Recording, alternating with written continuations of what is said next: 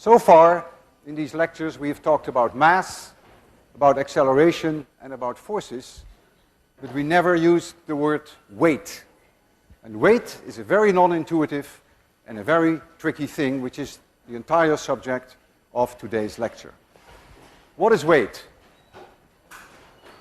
Here you stand on a bathroom scale. Gravity is acting upon you. The force is mg. Your mass is m. The bathroom scale is pushing on you with a force F scale. And that F scale, which in this case, if the system is not being accelerated, is the same as mg, that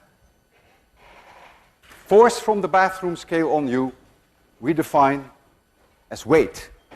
When I stand on the bathroom scale, I could see my weight is about 165 pounds. Now, it may be calibrated in newtons, but that's, of course, very unusual. If I weigh myself on the moon, where the gravitational acceleration is 6 times less, then I would weigh 6 times less. So far, so good. Now I'm going to put you in an elevator, and I'm going to accelerate you upwards, and you're standing on your bathroom scale. Acceleration is in this direction, and I will call this plus, and I will call this minus. Gravity is acting upon you, mg, and the bathroom scale is pushing on you with a force F. That force, by definition, is weight. Before I write down some equations, I want you to realize that whenever you see in any of my equations g is always plus 9.8.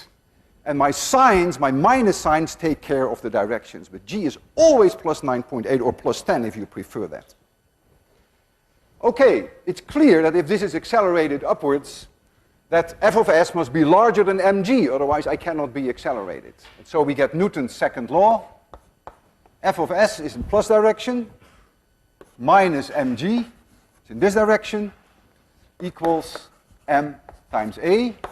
And so the bathroom scale indicates m times a plus g.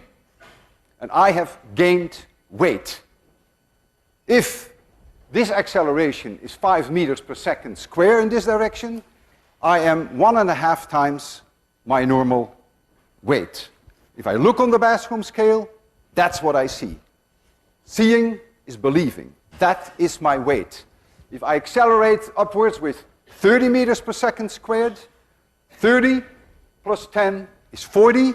I am 4 times my normal weight. Instead of my 165 pounds, I would weigh close to 700 pounds. I see that.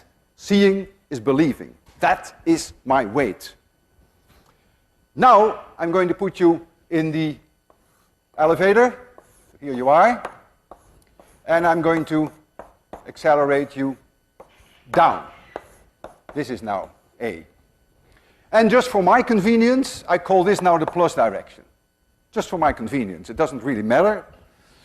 So now we have here mg, that is gravity acting upon you, and now you have the force from the bathroom scale. Clearly, mg must be larger than fc, f of s, otherwise you couldn't go being accelerated downwards. So if now we write down Newton's second law, then we get mg minus f of s must be m times a. This holds for acceleration down, and so I get f of s equals m times g minus a. This is one way of doing it, and you put in positive values for a. If a is 5 meters per second square, you get 10 minus 5 is 5. Your weight is half. You've lost weight. Being accelerated down, you've lost weight. You could also have used this equation and not go through this trouble of setting up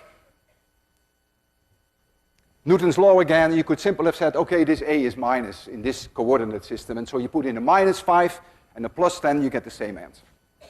So you have lost weight when you accelerate downwards. Suppose now I cut the cable. I cut it. Then this A is 10 meters per second squared, if we round it off. You go down with 10 meters per second squared. So G minus A is 0. You are now weightless. You're free falling. You have no longer any weight. You look at the bathroom scale, and the bathroom scale will indicate a 0. You're floating. Everything in the elevator is floating.